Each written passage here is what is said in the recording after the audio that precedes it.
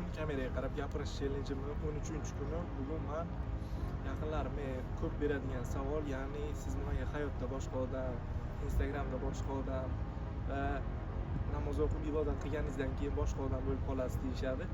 Va men bugun shu savollarga javob beraman.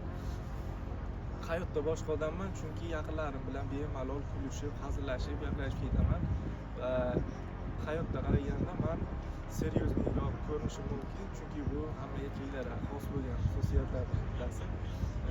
Keyin namozdan keyin o'zgarib qolishim, ibodat qilgandan keyin o'zgarib qolishim sababi chunki men Xudoga yaqin bo'laman, o'zim ichimdagi hamma narsalarni bemalol ayta olaman va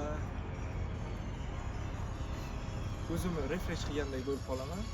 Shu sababli shunaqa ko'rinishim mumkin va xo'p, sizlar fikrlaringiz qiziq. Bu sizlar uchun ikkiyuzlamachilikmi yoki odam o'zini tabiatimi? Nima deb o'ylaysizlar? Fikrlaringizni kommentariyada kutaman. Rahmat.